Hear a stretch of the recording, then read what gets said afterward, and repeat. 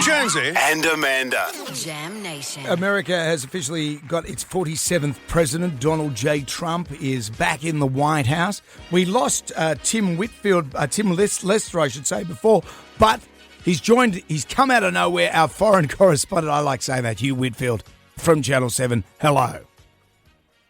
Good morning, Jonesy Amanda. How are you? Very well, Hugh. Isn't it interesting that this is, here's Donald Trump. He's come out fighting, saying, this is a quote, "Starting tomorrow, I will act with historic speed and strength and fix every single crisis facing our country." He just says these big, bold statements and then that's okay. That's massive. Yeah, he said America's decline is over. The golden age of America begins right now. He got about, at my count, 17 standing ovations during this 29-minute address. And I think, there was a fair amount of fear, an element of hope about what he thinks and his supporters think America might be. But he has laid out quite the agenda, including enacting a law from 1798 to eliminate foreign gangs and criminal networks, a national emergency at the southern border, sending the army, the National Guard essentially to the border with Mexico to drive people out. Remain in Mexico is the policy of Donald Trump. Tariffs and taxes paid by foreign countries, an external revenue service to collect those taxes.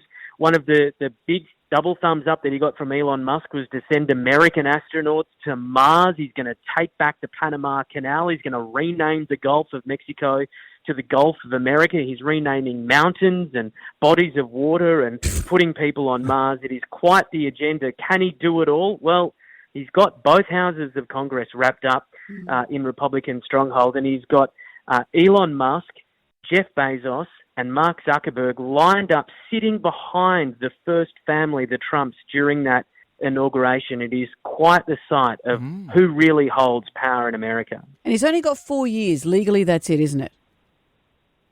Yeah, and look, to be honest, he's probably really only got 2, because the chances of the Republicans hanging on to both houses of Congress beyond the midterms elections are pretty slim. So he's got 2 years to ram his legislative agenda through, but in reality, he can kind of do whatever he wants because he's signing all these executive orders. Many of them are likely to get tied up in the courts and get bogged down. But Donald Trump is not the same Trump that we saw 8 years ago coming into the White House. He's learnt a lot of lessons from that first term about how to get things done.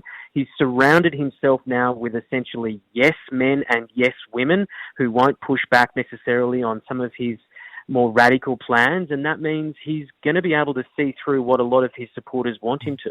If he hadn't have won the election, would have he ended up going to jail?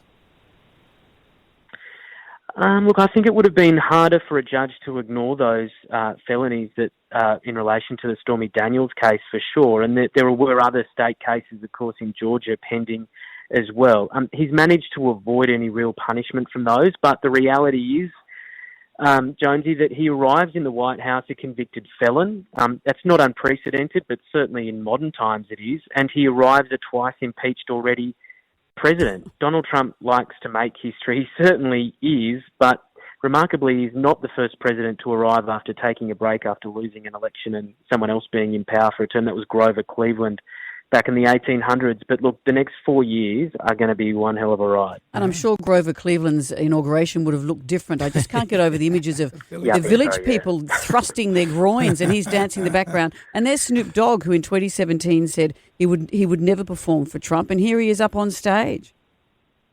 Look, these are people who in the past have said, wouldn't go near him. Mark Zuckerberg, what a remarkable turnaround from him.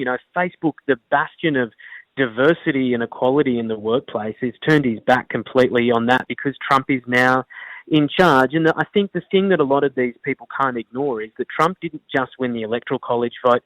Unlike 2016 when he beat Hillary Clinton, this time he's won the popular vote. He does have the American people on his side, and the Democrats are on their knees. Like, who is the Democratic leader now? Biden is gone. Kamala Harris was toast. There's no one there to push back on the Trump agenda. And who knows what they're going to look like in 4 years' time. Trump is really setting up somewhat of a dynasty, whether it's J.D. Vance or one of his sons, to take over the baton in 4 years' time. Well done, Hugh. Thank you for that. Thank you. Latest coverage, tune into 7 News tonight from 6. Hugh Whitfield, thank you for joining us. Good on you guys. Cheers. Thanks, Hugh.